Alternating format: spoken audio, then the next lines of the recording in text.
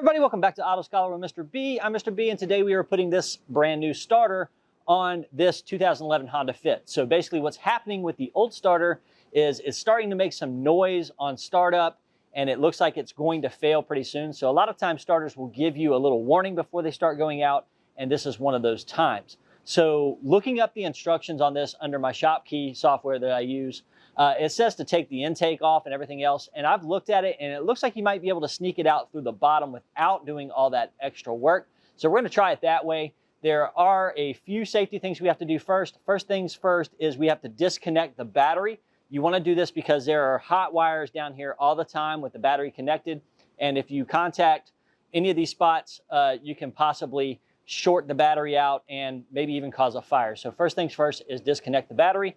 After that, I'll show you what we're going to do.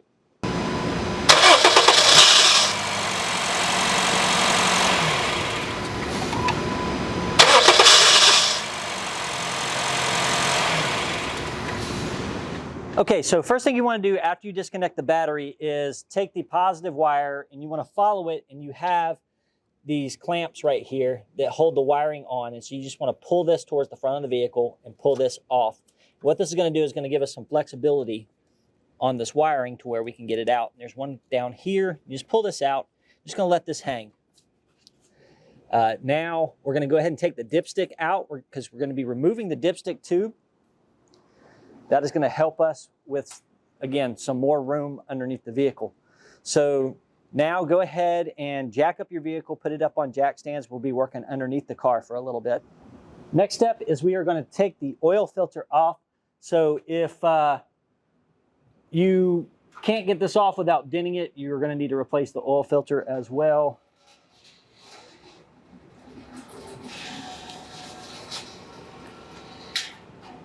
This oil filter is brand new, and we're going to have to replace it. And this is just going to give us enough room to work in here. And I have this draining in a pan you can't see. Definitely don't want to drain this on the ground or anything. Okay, so here's the oil filter off, and we need to take this bolt off right here. I think it's a 10 millimeter. And this is what holds the dipstick on. So when we take this off, we're going to need to get something and drive this up to get this out of this holder right here. And there's going to be an O-ring on there. Make sure the O-ring is still on there, and you may want to replace that as well, just depending on how old the vehicle is and if it looks like it's gotten hard or not.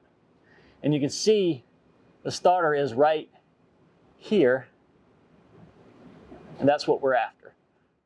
Okay, so right here is an oil pressure switch. You can see it right there, and we're going to have to unplug that. There is a tab that you press in, and then you'll just pop it loose. Probably not going to be able to do this with the camera in my hand. There we go. And it just pops loose. So we're going to get that out of the way, give us a little bit more clearance. And then there is a bolt right there that we're going to get loose. I believe that's a 17. Probably a wrench would do good on that. Okay, now we are back topside after we get that bottom bolt loose, and there's a 14 right behind the thermostat right here. And what I did is I put an extension with a flex adapter on it and kind of snuck behind the thermostat to get that loose. These bolts are pretty tight, so you may want to use something that's got a little leverage on it. Be sure not to get this in a bind because you can break your U-joint, and make sure that the socket is sitting firmly on that 14, because if it's not, you can round it out. That's the worst place in the world to have a rounded out bolt, so just be careful when you take that off. Okay, so once we have that top bolt out, you can pull the starter out a little bit. You're going to see, let's see if I can get the light on here, a plug down here, this right here. And it's better to take this off right now. And you just get you a pick and go underneath there. And so I used one of these right here, just got under the connector, and then I pulled it out, came right off. Now that other wire that we have, we're going to take off from the bottom. It should be a 12 millimeter on there, and it's a rubber boot that covers it so it doesn't arc out against anything. But let me go ahead and lift the car up, and then I'll show you what we're going to do. All right, so I have angled the starter down. I've just pulled it out of its little hole, and there is a 12 millimeter here that we have to take off. Once we get that wire loose and out of the way, this will come out from the bottom. Okay, so got the old starter off. With any part like this, you want to put it next to the new one and just make sure that everything looks the same on it, especially the connections here to the solenoid. You want to make sure that they are the same and you don't have to modify anything or add any extra pigtails or anything crazy. Other than that, I mean, the installation is just pretty much the reversal. You make sure that the starter bolts and everything, you want to clean the threads on those, maybe a wire brush or something like that if they're rusty or they're corroded, and it'll help with assembly. Other than that, you know, we're just going to put this in just the same way we took it out.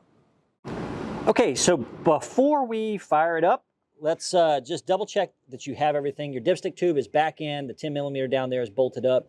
Make sure that your wiring for your positive cable is in these clips. That's very important. You don't want this to fall down into the cooling fan or anything like that. And make sure that you put your oil filter back on as well, or put a new one on.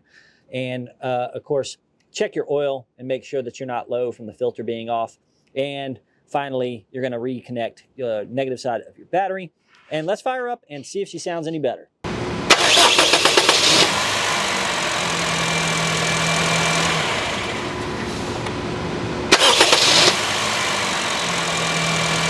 Okay, so I hope you enjoyed this video and I hope you got your car fixed and got your starter replaced on your Honda Fit. If you have any questions, please leave them in the comments. If you learned anything from this video, consider giving me a like and of course subscribe to the channel. I've got a whole series on this car as we are preparing it for a family member of mine to be primary transportation. So I'm also on Facebook, Instagram, Twitter, VK. On there, you can find me on MasterTech Mr. B or Auto Scholar Mr. B. And hopefully, you know, you got your car fixed and you save yourself some money. Don't forget to return your core if you need to. And I'm also going to put a link for the starter down in the description. I bought it off of Amazon. It was about half price what I would have found at the local parts stores. So you may be able to save money there as well. Plus the starter was new and the starters that I was seeing around here were rebuilt. So maybe able to save you a little money if you got some time to wait on the shipping. So that's it for now. We'll see you next time on Auto Scholar with Mr. B.